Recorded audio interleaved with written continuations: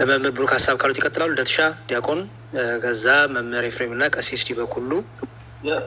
እንትኑን ብና ያሬዱ ይቅርታ ካቋረጥኩ ምናልባት የመካነ ኢየሱስ እና የሙሉ ወንጌልን አንድ አፍታ ማለት እዚህ ትምህርት ላይ እንዴት እንደሳቱ በእምነት መግለጫቸው ላይ ያስቀመጡትን ነገር አንድ ብናየው እና ጥሩ በቃ ቀጥል፣ ችግር የለውም። ከተዘጋጀበት ቀጥልና ከዛ የዋዴ ይቀጥላል። የዋዴ የመካነ ኢየሱስን ብትዘጋጅበት ምናምን በዛው። እሺ ለደሻሽ ቀጥል። እሺ መጀመሪያ ያሬዶ ይቅርታ መሀል ላይ ከገባሁብህ ጀስት እንትን ለማለት ችግር የለውም። እሺ እኔ ማሳየው የሙሉ ወንጌልን ነው እና አንድ የቪዲዮ ልክፈት እና ካሜራ ላዙር። ይህ ላፕቶፕ እንትኑ ከታየዘጋጅ ከወደክም ተዘጋጅ። አይ አርቄው ነው እንግዲህ ሁላችሁም እዚህ ጋር ያላችሁት ሰዎች እንድትመለከቱ የሚፈልገው ይሄ ሙሉ ወንጌል አማኞች ቤተክርስቲያን መሰረታዊ የክርስትና ትምህርትና ትምህርት የማስተማሪያ መመሪያ ነው። መሰረታዊ የምን የክርስትና ትምህርት ማስተማሪያ ነው።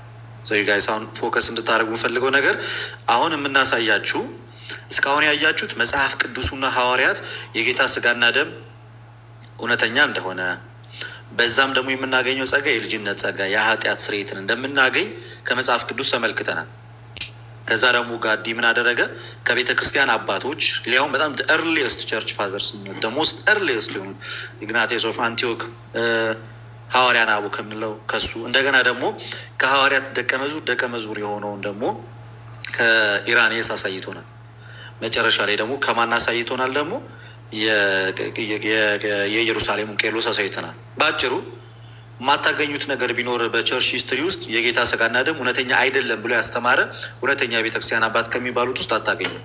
በወጥነት ካስተማሩት ትምህርት ውስጥ ማለት የቤተክርስቲያን አባቶች የጌታ ስጋና ደም እውነተኛ እንደሆነ የዘላለም ሕይወት እንደሚሰጥና እንደውም ቅዱስ ኢግናቴዎስ ሜዲሲን ፎር ኢሞርታሊቲ ብሎ ነው።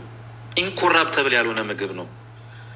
በጣም ደግሞ ኮራፕሽንን የሚያጠፋ ኮራፕት የሆነውን ቦዲ ኢንኮራፕተብል የሚያደርግ ምግብ ነው፣ የእግዚአብሔር ምግብ ነው ብሎ ነው ክሊርሊ የሚያስቀምጠው። ይኸው አለኝ እኔ መጽሐፉ ቅድም ጋር ያሰደሰብን ኤፒስትል ኦፍ ኢግናቲዮስ ብሎ እዚህ ላይ ካለውን ያሳያችሁ ጋር ሶ ክሊርሊ አባቶች በዛ ላይ ጽድት ያለ ትምህርት ነው ያላቸው። ኦኬ መጽሐፍ ቅዱሱ በሚገባ የኃጢአት ስርየት እንደሚሰጥ ካስተማረ አባቶች በወጥነት ሳይፎርሹ እውነተኛ የጌታ ስጋና ደም ነው ካሉ ሙሉ ወንጌልስ ምን ትላለች? መመሳሰል ይኖርባታል ኦር ምን ታደርጋለች የሚለውን እንየው። እንግዲህ ሌትሊ የመጣ ነው ሙሉ ወንጌል በ1906 እንግዲህ አዙዛ ስትሪት ላይ ፔንቴኮስታሎች ናቸው የተጀመረው ከዛ ነው እና እንየው እስኪ በገጽ 203 ላይ ምን እንዳሉ እንመልከት። ትንሽ ደቂቃ ገጹን እስካወጣው ድረስ በዛው ላይ በጥምቀትም ላይ ያላቸውን ማመለካከት በእርግጥ ከዚህ በፊትም አሳይቼዋለሁ። በዛውም ደግሞ ታዩበታላችሁ። እንዲህ ይላል። ያው ይታያችኋል ብዬ ተስፋ ላድርግ። ፎከስ ላድርገው። ይታያል? ላነብላችሁ ይችላሉ። እንዲህ ይላል። እንደምታዩት ሰዎች በአምልኳቸው ውስጥ ብዙ የተለያዩ ስርዓቶችን ምን ይላሉ? ይደነግጋሉ። ቃሉ ግን የሚያዛቸው ስርዓቶች ብቻ እንዲፈጸሙ ነው ይሉና እነዚህም ስርዓቶች ብቻ ነው የሚላቸው ባይዜ ህይወት ሰጪዎችን ምግብ ማለት ነው የጌታ ስጋ። ከዛ ምን ይላል? እነዚህም የጥምቀትና የጌታ እራት ስርዓት ናቸው፣ ከስርዓት የዘለለ ነገር የላቸውም እያለ ነው። ቀጥል ይልና በስርዓቶቹ ውስጥ አለ የሚገኝ የተለየ ጸጋና በረከት የለም። ምንድን ያለው ቅዱስ ኢግናቲየስ? ሜዲሲን ኦፍ ኢሞርታሊቲ ነው። በቃ የዘላለም ህይወት ሰጪ ነው። ኮራፕት ያደረገው ባዲ ኢንኮራፕተብል የሚሆነው የዘላለም ህይወትን የምታገኘው ጋዲ ቅድም ሲያሳያችሁታል። በመጽሐፍ ቅዱስም የዘላለም ህይወት ይሰጣል። ትልቁ የጌታ ስጋና ደም ጸጋ የሚሰጥ ጸጋ ምን ነው? የዘላለም ህይወት የኃጢአት ስርየት አይደለ? ሙሉ ወንጌል ግን ምን አለች? ምንም የተለየ ጸጋ በረከት የለውም። ፔንቴኮስታሎች ናቸው። ዮሐን ደግሞ የመካነ ኢየሱስን ያሳያቸው። ይሄ ሄሬቲክስ ነው። ኢማጂን ለዘመናት ያልተካደ ትምህርት አባቶች በወጥነት ያስተማሩት ትምህርት መጽሐፍ ቅዱስ ክሊርሊ ብላክ ኤንድ ዋይት በቃ ክሊርሊ ያስቀመጠውን ትምህርት እራሳቸው ይመጡና ይክዱታል ማለት ነው። አናቴማ ውጉዝ ሙሉ ወንጌል እያልክ ሁሉ መናገር ትችላለህ። የሚያስወግዝ ነው። ቀጥል አለና ምን አለ? ያም ሆኖ ግን ለጌታ ፍቅርና ትእዛዝ ሲባል ብቻ የሚደረግ ነው። ለኃጢአት ስርየት ለዘላለም ሕይወት ሳይሆን የጌታ ትእዛዝና ፍቅር ስለሆነ ብቻ የሚደረግ ነው እንጂ ምንም አይነት። ስለዚህም ግን ጥምቀት ስርዓት አንድ ጊዜ የሚፈጸም ነው ይልና መጨረሻ ላይ ምን የምትልን ያስቀምጣል? ጥምቀት የኃጢአት ስርየትን እንደማይሰጥ የኃጢአት ስርየትን እንደማይሰጥ እና ምንን ያደርጋል? ጨርሶ ኃጢአትን አያጥብም። መጽሐፍ ቅዱስ ፎር ፎርጊቭነስ ኦፍ ሲን ነው የሚለው። እዚህ ጋር ግን ጭራሽ ኃጢአትንም አያጥብም የሚል አስተምሮሃላችሁ። ስለዚህ በጌታ ስጋና ደም ዙሪያ ላይ የሙሉ ወንጌል እምነቷ ምንም አይነት ጸጋ በረከት አንካፈልበትም፣ የኃጢአት ስርየትም የለውም፣ በዛም የሚገኝ ደህንነትም የለም ብላ ነው የምታምነው። በተቃራኒው ግን መጽሐፍ ቅዱሳችን ግን የሚያስተምረው ምንድን ነው? ያየ ነው እኛ ለኃጢአት ስርየት እንደሚሆን የዘላለም ሕይወት እንደምናገኝበት ነው። ስለዚህ መካነ ኢየሱስ ሙሉ ወንጌል ከመጽሐፍ ቅዱስ ጋር ከቤተ ክርስቲያን አባቶች ጋር እንደገና ደግሞ ከመካነ ኢየሱስም ጋር ተጋጭታለች። በዚህ ሙሉ ወንጌል ከሶስት ነገር ጋር የተጋጨችው፣ አንድ ከመጽሐፍ ቅዱስ ትምህርትና ከሐዋርያት ትምህርት ጋር ክሊርሊ የዘላለም ሕይወት ይሰጣል ነው የሚለው ትምህርት። ቀጠል አለችና ከቤተ ክርስቲያን አባቶች ከሁሉም ቤተ ክርስቲያን አባቶች ጋር ሰው ከሁሉም ጋር ይጋጫል። በየዘመኑ ከተነሱት የቤተ ክርስቲያን አባቶች ጋር ኮምፕሊትሊ ነው የተቃረነችው። ከዛ መጨረሻ ላይ ደግሞ ከጎረቤቷ ከመካነ ኢየሱስ ጭምር ጋር ነው የተቃረነችው። መናፍቃን ናችሁ ስንል የመጀመሪያ ምንፍቅና ነው ትምህርታችሁ ስንል ከጥላቻ ከሆነ ከግለሰብ ሀሳብ ተነስተን አይደለም። ዶክመንታችሁን ስንገልጠውና የቤተክርስቲያን አባቶችን ትምህርት ስንገልጠው የሰማይና የምድር ያህል ልዩነት አለ። አይ ቲንክ ለዛም ይመስለኛል የዛሬ ውይይት ሀፕን እንዳያደርግ የተፈለገው። ምክንያቱም ኤቭሪ ዶክመንት የፕሮቴስታንት የዘላለም ሕይወት እንደማይሰጥ በኋላ ላይ ጊዜ ከሰጣችሁኝ ደግሞ የቃለ ሕይወትን ደግሞ እናያለን። የቃለ ሕይወትም በዚሁ ልክ የጌታ ስጋና ደም ከመታሰቢያ እየዘለለ ምንም አይነት ጸጋ በረከት የለውም። የቃሌ ቸርችም ጭምር ማለት ነው። መሰረተ ክርስቶስ ምንም የዘላለም ሕይወት የሚሰጥ ነገር የለውም። ከመታሰቢያ የዘለለ የለውም። ቅዱስ ዮሐንስ አፈወርቅስ የዘላለም ሕይወት ይሰጣል። ሐዋርያው ጳውሎስስ የዘላለም ሕይወት ይሰጣል። ዮሐንስ ወንጌላዊ በየወንጌላቱ በየመልእክታቱ በእያንዳንዱ ግን ስንመለከተው ትምህርቱ ክሊሉ የዘላለም ሕይወት እንደሚሰጥ ነው የምናስተምረው። እና ይሄ መጀመሪያ ምንፍቅና ብትመጡልን ኖሮ ይሄን ነበር ምን ጠይቃችሁ የቱ ጋር ነው እስኪ ሐዋርያው ቅዱስ ጳውሎስ ጸጋ በረከት አይሰጥም ያለው? ኬት አምጥታችሁን የጻፋችሁት? በኋላ ላይ ደግሞ ከዮሐድ በኋላ አዲሱ መደበኛ ትርጉም የሚባል መጽሐፍ እንዳላቸው ታውቃለህ ዮኒ? እዛ ላይ ያለ ጉድ የሆነ ጊዜ ሳይቼ ነበር። እዛ ላይ ደግሞ የዮሐንስ ወንጌል ምዕራፍ 6 ቁጥር 51 ላይ ጌታ እውነተኛ ስጋና ደም ነው ያለውን እነሱ ምን ብሎ እንዳስቀመጡት ደግሞ አውጥቼ ያሳያል። ከደቂቃ ከሰጣችሁኝ አሁንም ማሳየት ይችላለሁ። ሁለት ሶስት ደቂቃ ከሰጣችሁ አንደኛውን ላሳይ አይደለ?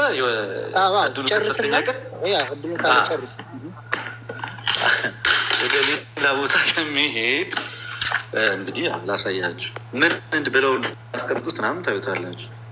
ይህ መጽሐፍ ታውቁታላችሁ። ይቅርታ አድርጉልኝና መጽሐፍ ቅዱስ በጣም የተከበረ መጽሐፍ ነው። ይሄ መጽሐፍ ግን የያዘው በጣም ብዙ ነውራል፣ በጣም ብዙ ነገር ኢየሱስን አብዷል ብሎ የተናገረ መጽሐፍ ነው። ባይዜ እንደገና ደግሞ ትንቢት ኢሳያስ ላይ ደግሞ ለድንግል ማርያም የተነገረውን ትንቢት የኢሳያስ ሚስት ብሎ የተረጎመ መጽሐፍ ነው። በማብራሪያው ላይ ብቻ ብዙ ነገር አለው እና ዮሐንስ ወንጌል ላይ ገብተን እንየው እስኪ ምን ብለው እንደ ዮሐንስ ወንጌል በቤተክርስቲያን ታሪክ ዮሐንስ ወንጌል ምዕራፍ 6 ቁጥር 51 የጌታ ስጋና ደም ብለው እውነተኛ የጌታ ስጋና ደም ብለው ነው የሚያስተምሩት። ፕሮቴስታንቶቹ ግን ምንድን ያሉት? ይኸውልህ እንመልከተው፣ ማብራሪያውን እንመልከተው። ከላይ ጽሁፉን እናነባለን። ይታያል አይደለ? በጣም ደቃቅ ነገር ነው ጽሁፉ። አንብበው አንተ፣ ችግር የለውም እንደትሻ። ይኸው ማብራሪያው ላይ እንመልከተው። እንደዚህ ይላል። ኢየሱስ ከዚህ እንጀራ ቢበላ ወይም ደግሞ ከላይ ከፍ ብዬ ላንብበው እንዳይሞት ይበላው ዘንድ ኢየሱስ ስጦታን ከእኛ ጋር ተነጻጽሯል። ኢየሱስ የሚሰጠው ሕይወት የዘላለም ሕይወት ነው። ከዚህ እንጀራ ቢበላ የአንድን ሰው ሕይወት ጠብቆ የሚያቆየው ኢየሱስ እንደሆነ የቃሉ አገባብ ያሳያል። የምሰጠው ስጋዬ ስቅለቱን ማመልከቱ ነው ይላል። ስጋዬን ሲል ስቅለቱን ነው እንጂ ስጋውን አይደለም። ኢየሱስ የዘላለም ሕይወት የሚያወርስ ከፍተኛ መስዋዕትነት ከፍሎ ነው። ኢየሱስ በማያወላዳ ቃል የሰው ልጅን ስጋ ካልበላችሁ ደሙንም ካልጠጣችሁ በራሳችሁ ሕይወት የላችሁም ያለው ይላል። በቀጥታ የጌታን እራት ለማመልከት አልነበረም። ኢማጅን ይኸው እንዴት አድርጌ ላሳያችሁ ጋይስ። ባቀረብኩት ቁጥር እንትን ይታያል። ይኸው ይሄ ቃል ምንድን ነው የሚለው መሰላችሁ? ጌታ ኢየሱስ ክርስቶስ የሰው ልጅ ስጋ ካልበላችሁ ደሙንም ካልጠጣችሁ በራሳችሁ ሕይወት የላችሁም ብሎ ጌታ ተናግሯል አይደል? እነሱ ሲያብራሩት ምን ብሎ አስቀመጡት? ይሄ የሚያሳየው ይሄ በቀጥታ የጌታን እራት ለማመልከት አልነበርም፣ የዘላለም ሕይወት ለማግኘት ብቸኛው መንገድ ቅዱስ ቁርባን መቀበል ነው ብሎ በግልጽም አላስተማረም ብለው ነው እንግዲህ በሐዲሱ መደበኛ ትርጉማቸው ላይ ያስቀመጡት። ከዚህ በላይ ሄሬቲክስ አለ ጋይስ? ክርስቶስ ስጋዬ እውነተኛ ነው፣ ደሜም እውነተኛ መጠጥ ነው፣ ስጋዬን የበላ ደሜን የጠጣ የዘላለም ሕይወት አለው ብሎ በማቴዎስ ወንጌል ምዕራፍ 26 ከቁጥር 26 ላይ እንጀራውንም አንስቶ ባርኮ ቆርሶ ሰጥቶ ይህ ስጋዬ ነው ሁላችሁም ከእርሱ ብሉ ብሎ የተናገረውን እነሱ ግን ክርስቶስ ኢየሱስ በቅዱስ ቁርባን በኩል የዘላለም ሕይወት ወይም ደግሞ በቁርባን በኩል የዘላለም ሕይወት አለ ብሎ አላስተማረም አሉ። ይህ መጽሐፍ ቅዱስ ሌትሊ ኢቨን በመጽሐፍ ቅዱስ ማህበር አይደለም ባይብሊካ በሚባለው ነው ኢቨን እንትን ያለው። ሌላም ግጭቶች አሉት። ከዚህ መጽሐፍ ቅዱስ ይሄ እነሱ ከሰጡት ማብራሪያ በፊት የቤተ ክርስቲያን አባቶች ምን ብለው ነው ያስተማሩት? ዮሐንስ ወንጌል ምዕራፍ 6 ቁጥር 51 ሲተረጉሙት አብዛኛዎቹ የተረጎሙት በተለይ ቅዱስ ዮሐንስ አፈወርቅን ጨምሮ እየተናገረ ያለው የዘላለም ሕይወት ስለሚሰጠው ስለ ቅዱስ ቁርባን ነው፣ ስለሚበላና ስለሚጠጣ ስለ ጌታ ስጋና ደም። እነሱ ግን እዚህ ላይ ምን ብሎ ጻፉት? በዚህ መጽሐፋቸው ላይ ምን ብሎ ነው ያስቀመጡት? ስጋዬን የበላ ደሜን የጠጣ የዘላለም ሕይወት አለው ብሎ ክርስቶስ ኢየሱስ የተናገረው በቀጥታ ስለ ቁርባን አይደለም፣ ወይም ደግሞ ስለ ጌታ እራት አልተናገረም። ታዲያ ስለምን እያወራ ነው? ስጋዬና ደሜ ካለ ጌታ ታዲያ ስለምን እያወራ ነው? ስለ ቅዱስ ቁርባን እንጂ ከዛ ውጭ ምን ሊያወራ ይችላል? ጋይዝ ይሄ መጽሐፍ በዚህ ልክ የጌታን ስጋና ደም የሚቃወም ሐዋርያት በግልጽ ያስተማሩትን ይኸውልህ ምን መሰለህ የሚለው መጽሐፍ ቅዱሱ አዲሱ መደበኛ ትርጉም ከማጥኛ ጽሑፍ ጋር ነው የሚለው። ቀለል ባለ አማርኛ በእነሱ ቤት ማዘጋጀታቸውን ቀለል ባለ አማርኛ ብሎ ማዘጋጀታቸውን። ግን ይሄ መጽሐፋችሁ የክርስቶስ ኢየሱስ ቅዱስ ስጋና ክቡር ደምን የሚቃወም ነው። ከሐዋርያት ትምህርት ጋር የተጋጨ መጽሐፍ ነው። ከመጽሐፍ ቅዱስ ጋርም የተጋጨ መጽሐፍ ነው። ከራሱ ጋርም የተጋጨ፣ ከመጽሐፍ ቅዱስ ጋር የተጋጨ፣ ከመካነ ኢየሱስ ትምህርት ጋር የተጋጨ፣ ከቤተ ክርስቲያን አባቶች ትምህርት ጋር የተጋጨ ኤንአይቪ ነው ደግሞ ትርጉሙ ራሱ ማለት ነው። እና ይሄ ነው። ስለዚህ ይሄ መጽሐፍ በራሱ የጌታ ስጋና ደም እውነተኛ እንዳልሆነ ይመሰክራል። በተቃራኒው ግን መጽሐፍ ቅዱስና የቤተ ክርስቲያን ትምህርት ግን የጌታ ስጋና ደም የዘላለም ሕይወት የሚሰጥ ነው ብለው ያስተምራሉ። ቢኖሩ ኖሮ ከዚህም ነበር ዛሬ ጥያቄ የምጠይቃቸው። መካነ ኢየሱስና ሉትራኑ ፔንቴኮስታሉ ቢገቡ ኖሮ ማለት ነው ይህንን መጽሐፍ ገልጠውና መካነ ኢየሱሱ ምን እለዋለሁ በዚህ መጽሐፍ መሰረት ዮሐንስ ወንጌል ምዕራፍ 6 ቁጥር 51 ላይ ያለው ስጋዬን የበላ ደሜን የጠጣ የዘላለም ሕይወት አለው የሚለው የጌታን እራት አይደለም ይላል። ትቀበላለህ ወይስ አትቀበልም ብዬ ጠይቀው ነበር። ምክንያቱም እሱ የጌታ ስጋና ደም ብሎ ያምናል። ኤፍሬምን ደግሞ ስጠይቀው አዎ ልክ ነው ይለኛል። ሉትራኑ ልክ አይደለም ይለኛል። ባቢሎን በሳሉ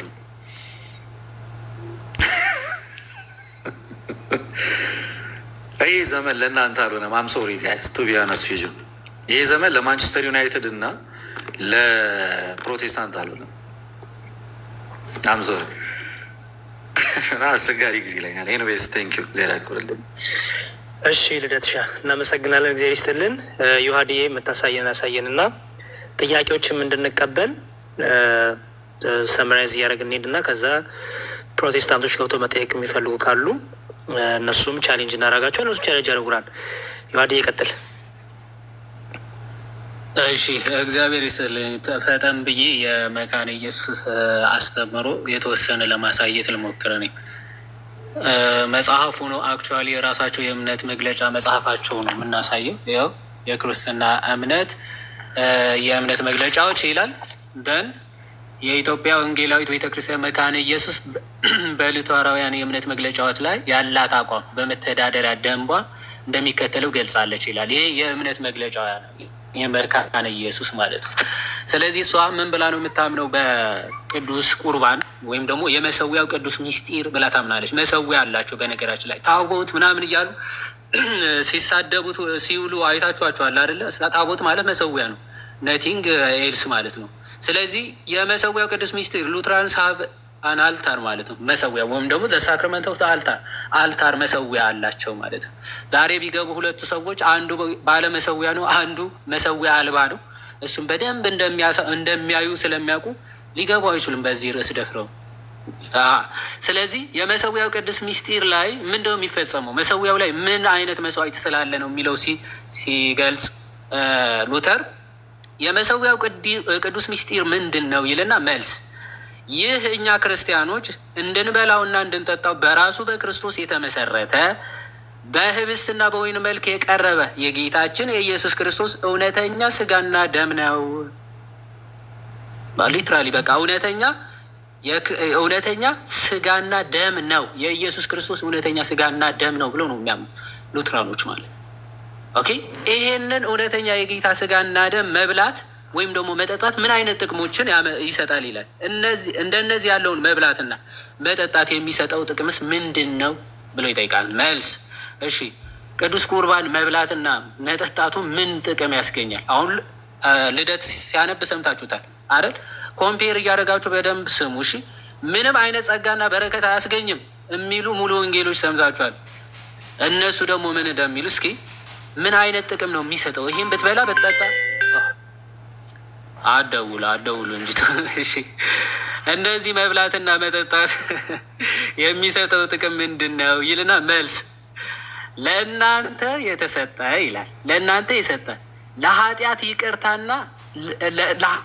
ይቅርታ ለእናንተ የፈሰሰ የሚሉ ቃላቶች እንደሚያሳዩት ማለት ነው። ክርስቶስ ሲሰጥ ምንድን ነው? ለኃጢአት ይቅርታ ለእናንተ የፈሰሰ የሚለው ቃላት በእነዚህ ቃላት አማካኝነት በቅዱስ ሚስጢሩ ለኃጢአት ይቅርታ አንድ ሕይወትና ድህነትን የተሰጡ መሆናቸውን ያሳዩናል ይልና ምክንያቱም አለ የኃጢአት ይቅርታ ባለበት ሕይወትና ድህነት ደግሞ አለ ይለው።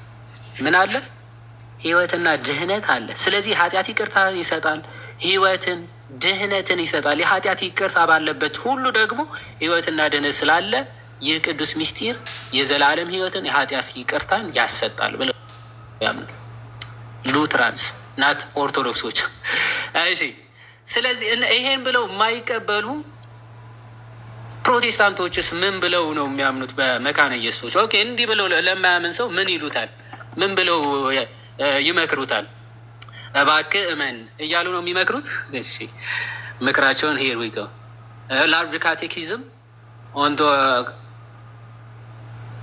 ሳክረመንት ኦፍ ዘ ሆሊ አልታር 12ኛ ቁጥር ላይ እንዲህ ይላል 100,000 አጋንንት ከአክራሪዎቻቸው ሁሉ ጋር ወደፊት ይቅረቡና ይላል ህብስትና ወይን እንዴት የክርስቶስ ስጋና ደም ሊሆን ይችላሉ ይበሉ ይላል። አሁን እንዲህ ብለው የሚናገሩት ፕሮቴስታንቶች ፔንቴኮስታሎች እንዳለ ምን ብለው ነው የሚያምኑት? እንዴት ነው ህብስትና ወይን የክርስቶስ ስጋና ደም ሊሆን ይችላል?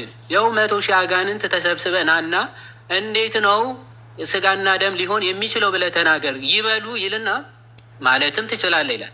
100,000 አጋንንት ሲሰፍርብህ ነው እንደዚህ አይነት ነገሮች የምትናገረው ነው የሚለ ዘን ይቀጥልና ትችላለህ ካለ በኋላ እንደዚያም ሆኖ መናፍስቱ ሊቃውንቱ ሁሉ በአንድ ላይ ሆነው ግርማዊ መለኮቱ ከሁሉ በምታንሰው ጣቱ ላይ ካለው ጥበብ ያነሰ ኃይል እንዳላቸው አውቃለሁ ይላል። አሁን እናንተ 100,000 አጋንንት ያለባችሁ ሁሉ ተሰብስባችሁ መናፍስቶቹም የመናፍስቶቹ ተከታዮችም ተሰብስባችሁ እንዴት ሊሆን ይችላል እያላችሁ እየጮኻችሁ ብትውሉ አለ ግርማዊ መለኮቱ ማለትም ክርስቶስ ከሁሉም ከምታንሰው ጣቱ የሚያንስ ኃይል እንዳላችሁ አውቃለሁ ይልና ምን ብሎ ተናግሯል? የክርስቶስ ቃል እንሆ ክርስቶስ ከተናገረው እናንተ አትበልጡም ማለት ነው። የክርስቶስ ቃል እንሆ ይላል ውሰዱ ብሉ፣ ይህ ስጋዬ ነው፣ ሁላችሁም ከእርሱ ጠጡ፣ ይህ ደሜ ነው፣ በደሜ የሚሆን የአዲስ ኪዳን ነው ይላልና እዚህ ክርስቶስ ይህ ስጋዬ ነው ብሉ፣ ይህ ደሜ ነው ጠጡ ብሎ ተናግሮ አንተ መጥተህ 100,000 አጋንንት ሰፍሮብህ መጥተህ እንዴት ሊሆን ይችላል? እንዴት ስጋው ሊበላ ይችላል ብትለኝ አለ ኦኬ፣ ከግርማዊ መለኮቱ ከምታንሰው ጣቱ የሚበልጥ ኃይልና ጥበብ እንደሌለ ስለማቅ ምናምን የፈለግከውን ማለት ትችላለህ፣ እውነተኛ የክርስቶስ ስጋና ደም ነው ብሎ ይናገራል። ስለዚህ ይቀጥልና 26ኛው እንዲህ ብለው ለሚናገሩ አዳዲስ መናፍስቶች ይላቸዋል። እዛው እንዲህ ይላቸዋል። እንዲህ ብለው እንዴት ስጋና ደም ሊሆን ይችላል የሚሉትን እዛው ቁጥር 28 ላይ ስትሄድ እዚህ ላይ እንደገና የእኛ አታላይ መናፍስቶች ይላቸው። አታላይ መናፍስቶች በከፍተኛ ትምህርታቸው አለ ጥበባቸው ራሳቸውን ያወለጋግዳሉ ይላል። ማወለጋገድ ትምህርታቸውን ማለት ነው። ህብስትና ወይን እንዴት የኃጢአት ይቅርታን ሊያስገኙ ወይም ደግሞ እምነትን ሊያጠነክሩ ይችላሉ እያሉ ይጮሃሉ፣ ይለፈልፋሉ ይላል። ሊትራሊ ሉተር እንዲህ ነው። በቃ መካነ ኢየሱሶች እውነተኛ ስጋና ደም አይደለም ብለው ለሚጮሁ ይለፈልፋሉ፣ ይጮሃሉ። አታላይ መናፍስቶች፣ 100,000 አጋንንቶች እያለ ሊትራሊ ይጠቅሳቸው። ማን ያለው? ሉተር። ለነማን? ለዝዊንግሊ። ህብስትና ወይን እንጂ ሲምቦል እንጂ ሚሞሪያል እንጂ ናት ሪል ፕሬዘንስ ኦፍ ክራይስት ለሚሉት ሁሉ እንዲህ ብሎ ሉተር በግልጽ አስረግጦ ነው የሚነግራቸው። ሉተር ብቻ አይደለም መካነ ኢየሱስም በእምነት መግለጫ ከነዚህ አካላት ጋር ህብረት ራሱ ሊያደርጉ ይቅርና አጋንንት ይቅርታ እየተቆራረጠ ነው። ይቅርታ ይቆራረጣል። እየተቆራረጠ ከሆነ እየተቆራረጠ ነበር ዮሐድ። እኔ እንዲሁም ስልክ ምናምን መጥቶ ብዬ መሰለኝ ዝም ያልኩት። ታብታብ እያደረጋችሁ አዳምጡ እና ለጊፍት ስጡ ለቲክቶክ ሲባል እና ታብታብ አድርጉ ፕሌስ። እሺ ይቀጥል አዲሻ። ኦኬ እዛው ሌላው ጽሁፋቸው የመካነ ኢየሱሶች ፎርሙላ ኦፍ ኮንኮርድ የሚባል አላቸው። ፎርሙላ ኦፍ ኮንኮርድ ላይ በግልጽ እንዳስቀመጡት የሚቀበሉ አፈርማቲቭ ቴሲስ ወይም ደግሞ ቴዎሎጂያቸው አለ፣ የማይቀበሉት ቴዎሎጂ ደግሞ አለ። እዛ ምን ብለው ይናገራሉ? ኦን ሎርድስ ሳፐር ወይም ደግሞ ስለ ጌታ እራት በሚናገረው ክፍላቸው ምን ብለው ይናገራሉ? ዊ ብሊቭ teach and confess that in the Holy Supper the body and blood of Christ are truly and essentially present ይላል። truly and essentially ቃል በቃል በአማርኛው ተርጉመውታል ራሳቸው እዚህ ቡክ ኦፍ ኮንኮርድ ላይ ማለት ነው። ቀጥታ ምን ማለት ነው? በቅዱስ እራት የጌታችን የኢየሱስ ክርስቶስ እውነተኛ ስጋና ደም ይሉና በእውነትና በመሰረታዊ ባህሪያቸው ይገኛሉ። በእውነትና በመሰረታዊ ባህሪያ በትክክለኛ ባህሪያ ወይም ደግሞ በክርስቶስ ትክክለኛ እውነተኛ ባህሪው ፕሬዘንስ ያደርጋሉ፣ ይገኛሉ ነው የሚሉት። እንደዛ ብለው ያምናሉ። ነገር ግን አንዳንዶቹ ምን ብለው ይናገራሉ መሰላችሁ?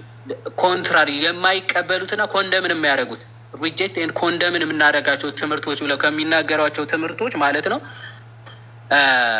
እንዲህ ብለው የሚያምኑትን አንቀበላቸውም ይላሉ። that in the Holy Supper the body of Christ is not received orally የምንቀበለው ኦራሊ አይደለም የሚሉትን with the bread በዛት with the mouth only bread and wine are received the body of Christ however only spiritually by faith የሚሉትን completely reject እናደርጋለን ይላል። ምን ማለት ነው? የክርስቶስ ስጋና ደም በህብስቱ በኩል አንቀበልም የሚሉትን የምንቀበለው ሊትራሊ ህብስት ነው፣ የምንቀበለው ሊትራሊ ወይን ነው። ከዛ በኋላ ግን ክርስቶስን የምንቀበለው ስፒሪቹዋሊ ነው የሚሉትን ኮምፕሊትሊ ሪጀክት ኤንድ ኮንደምን እናደርጋለን ይላል። ኦራሊ አንቀበለውም የሚሉት ኢሴንሻሊ አንቀበለውም ስፒሪቹዋሊ ነው የሚሉትን ኮንደምን እናደርጋለን። ፎርሙላ ኦፍ ኮንኮርድ የመካነ ኢየሱስ የሉትራን የእምነት መግለጫቸው ማለት ነው።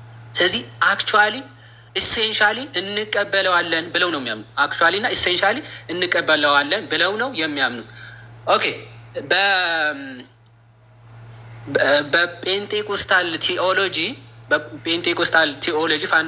ፋውንዴሽንስ ኦፍ ፔንቴኮስታል ቴዎሎጂ በሁለት ፔንቴኮስታል ቴዎሎጂያን ስኮላርስ የተዘጋጀ ጽሁፍ ነው እና በስጋና ደም በጌታ ስጋና ደም ወይም በጌታ እራት ያሉ ትምህርቶቻቸውን እንዲህ ብለው ያስቀምጣሉ።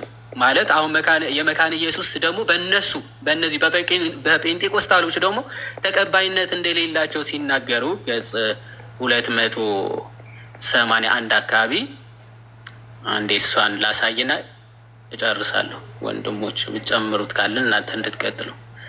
እችን 281 ላይ እንዲህ ይላል። ኦኬ 83 እሺ ተመልከቱ። የጴንጤቆስታል ቴዎሎጂያንስ ናቸው። ፋውንዴሽንስ ኦፍ ፔንቴኮስታል ቴዎሎጂ ብለው ነው የሚናገሩት። ኦኬ ሪጋርዲንግ ዘ ኔቸር ኦፍ ዘ ኤለመንትስ ኦፍ ዘ ሎርድስ ሰፐር ዜር አር 4 ቪውስ አለ። በጌታ እራት ኔቸር ማንነት ዙሪያ ምን አለ? 4 አይነት እይታዎች አሉ ይላል። የመጀመሪያው ትራንስubstantiation ነው፣ የሮማን ካቶሊክ ነው ይላል። ሁለተኛው ኮንሰብስታንሴሽን ይላል። ሁለተኛው ኮንሰብስታንሴሽን ይባላል። ሂልድ ባይ ማርቲን ሉተር ነው፣ በሉትራን የሚቀበሉት አስተምሮ ነው። ኦኬ ኮንሰብስታንሲዬሽን ምንድን ነው? በእነዚህ አይነት አስተምሮ አኮርዲንግ ቱ ዚስ ቪው ዘ ኤለመንትስ አር አንቼንጅድ። ኦኬ ህብስቱና ወይኑ አሉ፣ በት ዘ አክቹዋል ቦዲ አንድ ብለድ ኦፍ ጂሰስ አር ፕሬዘንት ይላል። ተመልከቱ። የኮንሰብስታንሲዬሽን ማለት ህብስቱና ወይኑ ተቀይረው አይደለም። ህብስትና ወይኑ አሉ፣ ከእሱ ጋር ደግሞ የክርስቶስ ስጋና ደም አለ ነው። ሳክራሜንታል ዩኒየን ብለው ይገልጹታል። አክቹዋሊ ሳክራሜንታል ዩኒየን ከህብስቱና ከወይኑ ጋር የክርስቶስ ስጋና ደሙ ዩናይት ያደርጋል። ኦኬ ዩናይት ያደርጋል ማለት ነው። ስለዚህ ፕሬዘንስ ዊዝ ዘ ኤለመንት ማለት ከህብስቱና ከወይኑ ጋር ፕሬዘንስ ያደርጋል እና ሳክራሜንታሊ ዩናይት ያደርጋል ወይም ደግሞ ተዋህዶ ይገኛል ማለት ነው። ተዋህዶ ይገኛል ማለት ሶ ዘስ ቪውስ አር ኖዌር። እንግዲህ ተመልከቱ፣ ጴንጤኮስታሎች ናቸው፣ ጴንጤኮስታል ናቸው። ግን ይህ የሉተር ትምህርት አሉ፣ ይህ ትምህርት ዘስ ቪውስ አር ኖዌር አፒልድ ባይ ስክሪፕቸር። ይህንን ሀሳብና ትምህርት ግን መጽሐፍ ቅዱስ ላይ አናገኙም፣ ጭራሽ መጽሐፍ ቅዱሳዊ አይደለም። ጴንጤኮስታል ሉትራን ቅድም ጴንጤኮስታሎችን 100 ሺህ አጋንንት አታላይ መናፍስት ሲሏቸው ነበር። እነዚህ ደግሞ በተቃራኒ በጭራሽ መጽሐፍ ቅዱስ ላይ የሌለ ጭራሽ ሽታ የሌለ ሀሳብ ነው ይላል። the second view the observance of the supper is merely memorial act። ደግሞ ቀጥታ ሚሞሪያል አክት ብቻ ነው የሚሉ ደግሞ አሉ። ልክ እንደ መሰረተ ክርስቶስ ኤሚኬሲ እነ ሙሉ ወንጌል በቃ ሚሞሪያል ብቻ ነው ብለው የሚያምኑ ደግሞ አንዳንድ አካላት አሉ፣ ቤተ እምነቶች ማለት ልክ እንደነ ቃሌ ማለት ነው። ዚስ ኢዝ ይላል ዚስ ኢዝ ዲ አዘር ኤክስትሪም ቱ ዘ ካቶሊክ ኤንድ ሉትራን ቪው። ይሄ ደግሞ ሌላኛው ጽንፍ የያዘ ትምህርት ነው ይላል። ሌላኛው ጽንፍ ከሉትራንም ከካቶሊክ እነዛ እውነተኛ ነው ይላሉ። እነዚህ ደግሞ ጭራሽ ሚሞሪያል ብቻ ነው የሚሉ ኤክስትሪሚስት ናቸው። ሚሞሪያል መታሰቢያ ብቻ ነው የሚሉት ይላል። አሁን ይህኛው ፔንቴኮስታል ቲኦሎጂ የተሻለ ነው ብለን የምንቀበለው ይልና ምንድነው? the elements when received by faith meditate to the believer the spiritual benefits of Christ's days held by Calvin and the majority of the reformers። አሁን አብዛኞቹዎችን ልንቀበለው የሚገባ ግን ይልና ስጋና ደም ህብስቱና ወይኑ ስንቀበል ስፒሪቹዋሊ የክርስቶስን ጸጋ እንቀበላለን የሚል ቪው የካልቪን ቪው ደግሞ አለ ይልና አብዛኛዎቻቸው ሪፎርመሮች የሚቀበሉት ይህንን ነው ይላል። ቅድም ሰምታችሁት ከሆነ የሉትራንን ፎርሙላ ኦፍ ኮንኮርድ ሳነብ ሰምታችሁኝ ከሆነ ስፒሪቹዋሊ ነው የምንቀበለው፣ ኦራሊ ወይም ኢሴንሻሊ አንቀበለውም የሚሉትን ምን እናደርጋለን ነበረ? ኮንደምን እናደርጋለን። ማጆሪቲ ኦፍ ደ ሪፎርመርስ ደግሞ ረሲቭ የሚያደርጉት ካልቪንም ጨምሮ ስፒሪቹዋሊ የሆነ የምናገኘው ነገር ይኖራል እንጂ ስጋና ደግሞ ህብስቱ ህብስት ነው፣ ወይኑ ደግሞ ወይን ነው ብለው ነው የሚቀበሉት የሚል ቲኦሎጂ ትመለከታላችሁ። ይሄ ሁሉ ፍልስፍና የመጣው ምንድን ነው? ቅድም ጋዲ ሲለው እንደነበረ መጽሐፍ ቅዱስ እንደፈለክ መረዳት ትችላለህ የሚለውን አባዜ ዊዝን ባይዘወይ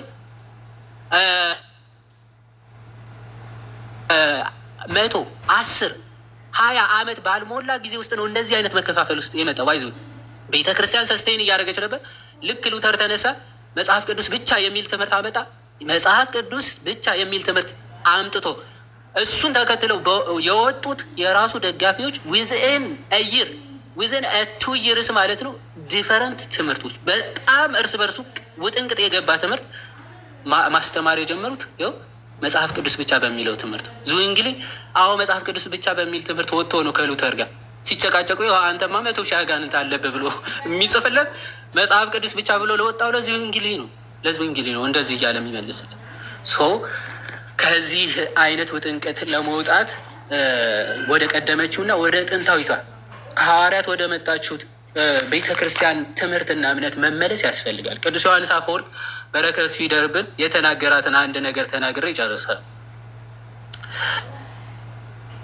ሆሚሊ 82 ላይ ማቴዎስ ወንጌል በሚያብራራበት ማቴዎስ 26 በሚያብራራበት ክፍሉ እንዲህ ብለው ይናገራል።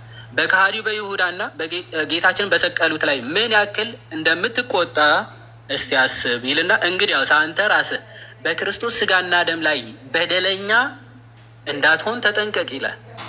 በክርስቶስ ስጋና ደም ላይ በደለኛ እንዳትሆን ተጠንቀቅ ይልና እነርሱ ያንን ቅዱስ ስጋ አረዱት፣ አንተ ግን እንዲህ ያሉ ታላላቅ ውለታዎችን ከተቀበልክ በኋላ በቆሸሸች ነፍስ ትቀበለዋለህ።